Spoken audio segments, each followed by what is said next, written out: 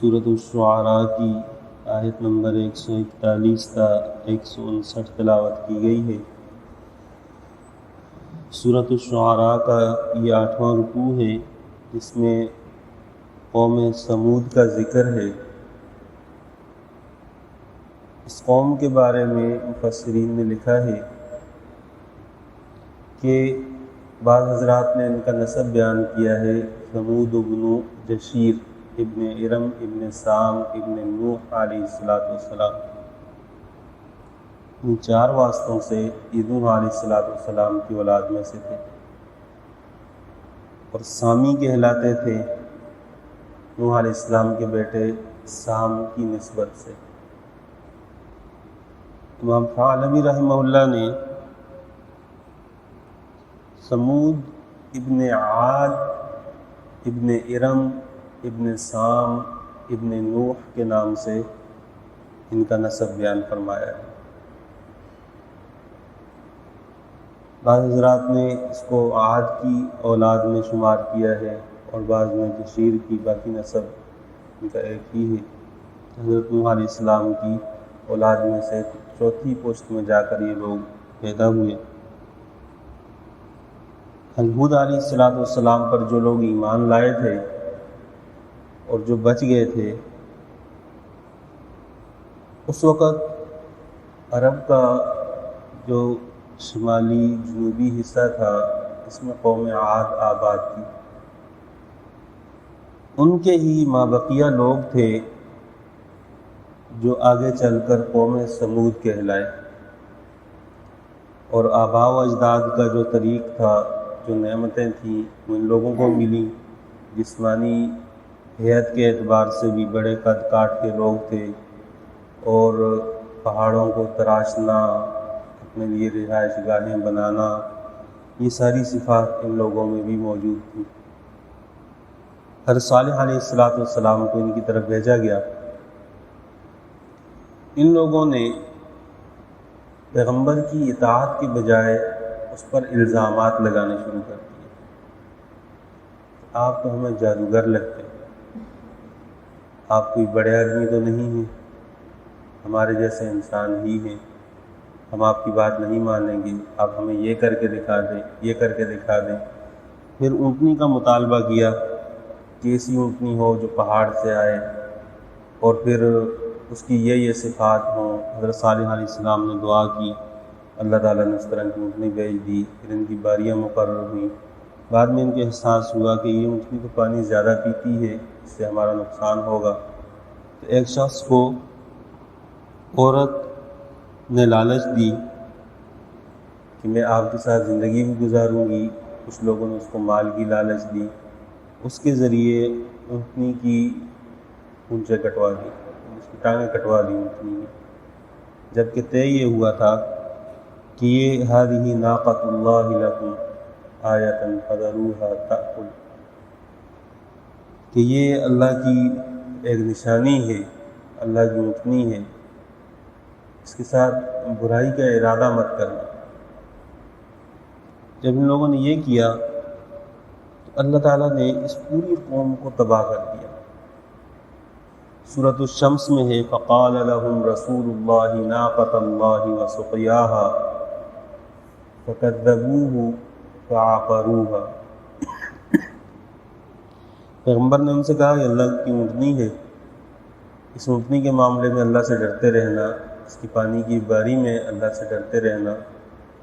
تو انہوں نے پیغمبر کو جھٹلایا، فعقروہا، اور اس اونٹنی کی پونچھیں کاٹ دیں، اس کی ٹانگیں کاٹ دیں۔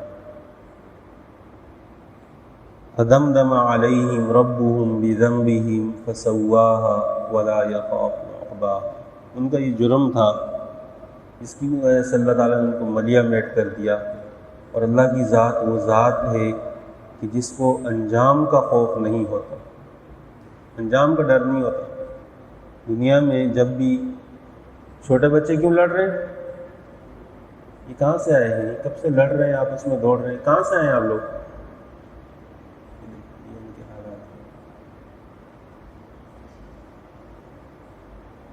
کچھ بھی کر رہے ہیں، ایک دوسرے کو اٹھا کے پٹک۔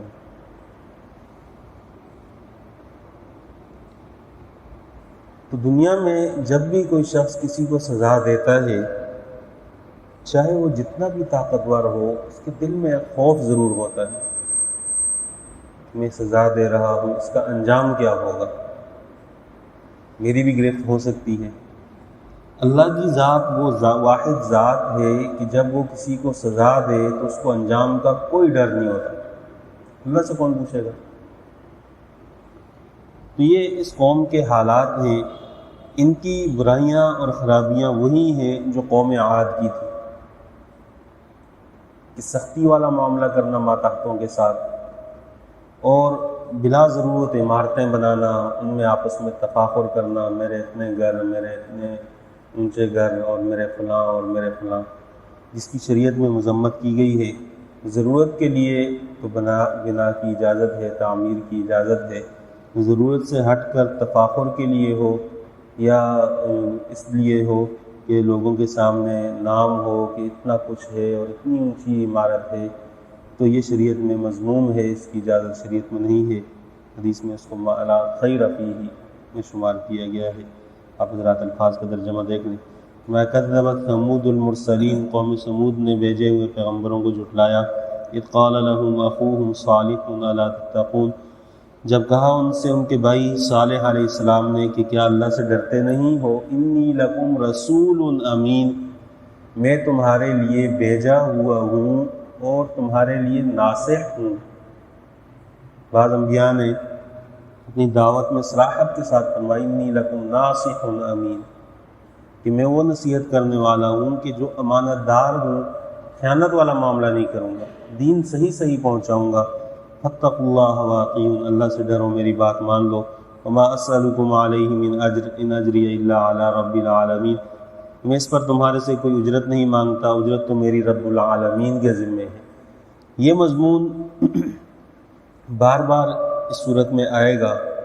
ایک داعی کی صفت یہ ہونی چاہیے کہ وہ بندے کو اللہ کے سامنے جھکا دے اور یہ سمجھے کہ اس کی اجرت پوری ہو گئی ہے۔ دین کی دعوت دینے والا شخص وہ اجرت کی طلب مخلوق سے نہ رکھے، اور جب مخلوق سے نہیں رکھے گا تو اللہ تعالیٰ اس کے کام خود بخود بنانا شروع کر دے گا، اس کو نواز دیا جائے گا۔ اور ادنا درجہ نوازنے کا یہ ہے کہ دین میں پختگی پیدا ہو جائے گی۔ ادنا درجہ دنیاوی اعتبار سے یہ ہے کہ خود دین پر پختگی کے ساتھ عمل شروع کر دے گا۔ ما تترکون فیما ہاہنا آمینین، کیا تمہیں یہاں چھوڑ دیا جائے گا بے خوف و خطر کہ تمہاری کوئی باز پرس نہیں ہوگی؟ فی جنات وعیون، باغوں میں، چشموں میں، وزروع، اور کھیتیوں میں، ونخل طلعها حظیم، اور کھجوروں کے ایسے باغات میں کہ جن کے خوشے وہ ابھرے ہوئے ہیں، یعنی خوب پھلدار خوشے ہیں۔ کھجور کا جو خوشہ پکتا ہے کھجور بننے سے پہلے، تو اس کا ابھرا ہوا ہونا ایک تو بذات خود اس میں دوا ہے۔ آپ حضرات نے وہاں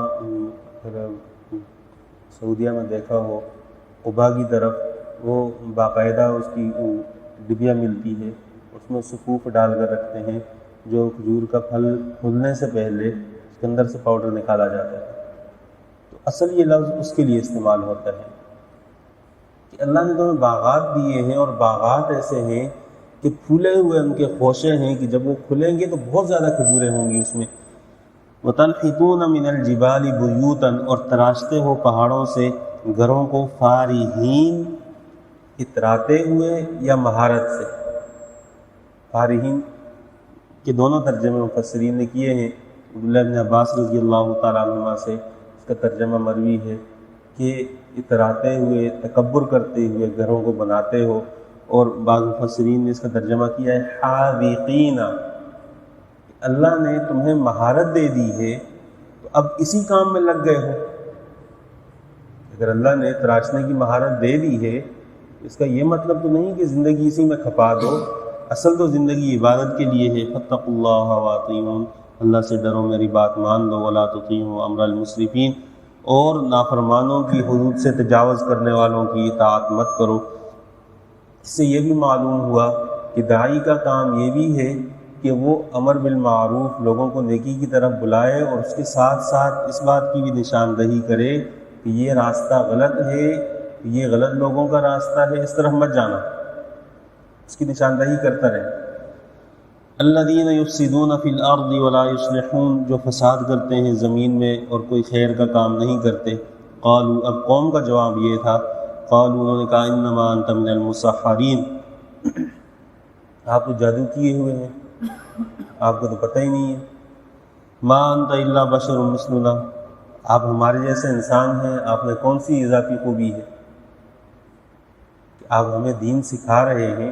یہ تو اللہ کے بندے ہم بھی ہیں، ہمارا بھی حق ہے۔ ہمارے زمانے میں بعض لوگ ساری زندگی نوکری کرتے ہیں، آخر عمر میں آ کر ایک دو کتابیں پڑھتے ہیں، پھر ان کو سارے علماء غلط لگنے لگتے ہیں، اور وہ جو دو کتابیں پڑھی ہیں اس سے اپنی مرضی کی چیز نکال کر وہ کہتے ہیں جی دیکھو دین کو تو ہم نے سمجھا ہے۔ ہمارے استاد ہیں، ان کے پاس مسجد میں بیٹھے ہوئے تھے تو ایک صاحب آئے، انہوں نے آ کر کہا کہ جی یہ ہمارے جو استاد ہیں انہوں نے ہمیں تخصص کروایا ہے، یعنی ہم نے مفتی کا کورس ان کے پاس کیا ہے، تو جو مفتی بناتے ہوں پڑھاتے ہوں مفتیوں کو، ان کے علم کا معیار کیا ہوگا؟ اور انتہائی فقیہ النفس استاد ہیں، مفتی نعیم صاحب ان کا نام ہے، یہاں بھی تشریف لائے تھے ایک مرتبہ، یہاں مرکز الافتاء میں ہوتے ہیں، غرفۃ السالکین میں، مسجد اختر میں۔ اس وقت ملیر کینٹ میں امام تھے، تو صحیح کی بات میں بھی وہاں بیٹھا ہوا تھا، ایک صاحب آئے اور انہوں نے بڑے فخر سے صحیح سے کہا کہ میں نے کافی اسٹڈی کی ہے، اسلامک اسٹڈی کا بہت شوق ہے مجھے آپ ایک سوال کا جواب دے دیں کہ جو سارے کتابوں کے ڈھیر ہیں، ان میں مسائل لکھے ہوئے ہیں، میرا ایک کویسچن ہے آپ سے، انداز یعنی سوال کا بھی ایک انداز ہوتا ہے۔ اب ان کی نظر میں ملڑ ہے، مسجد کا امام ہے، میرے یہاں وہ بچی کی شادی کی ہوئی ہے، تو حیدرآباد سے ہم آتے ہیں، آپ میرے سوال کا جواب دیں۔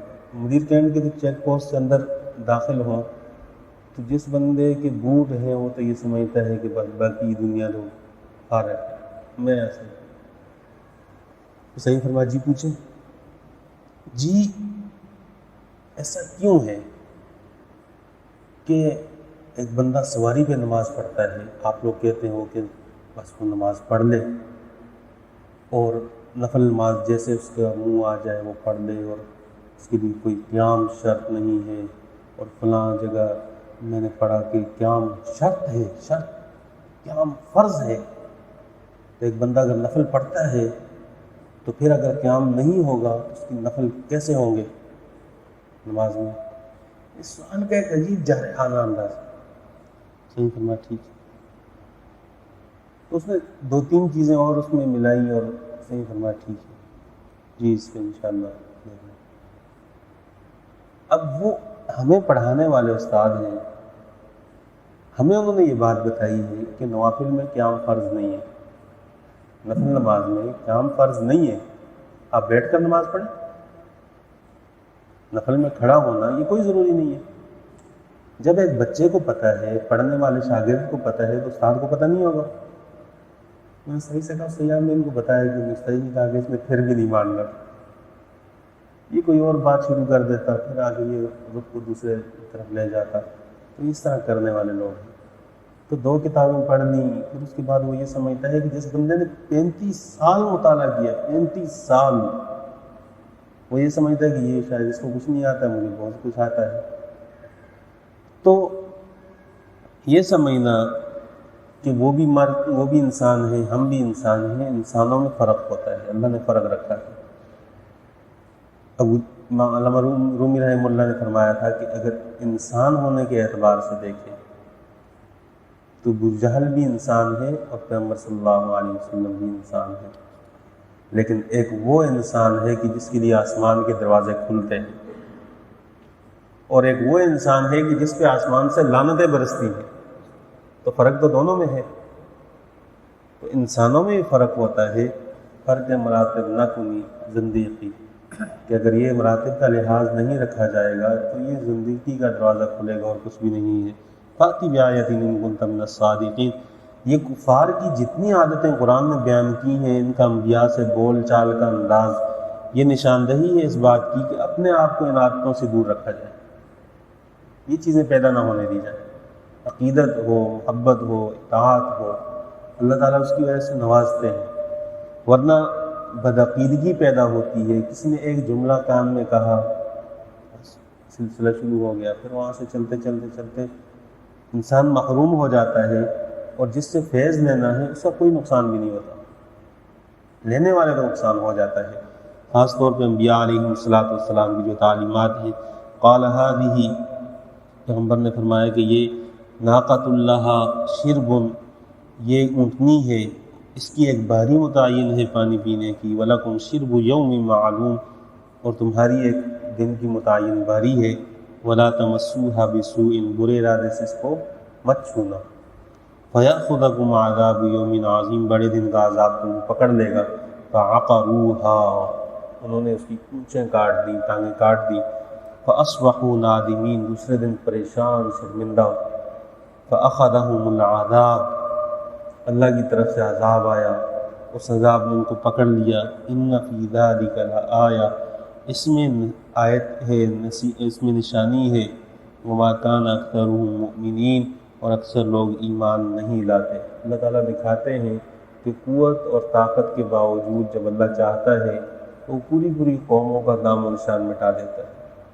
وَإِنَّ رَبَّكَ لَهُوَ الْعَزِيزُ الرَّحِيمُ، دنیا میں اس وقت بھی کافر موجود ہیں، نافرمان موجود ہیں، ان کا مواخذہ کیوں نہیں ہوتا؟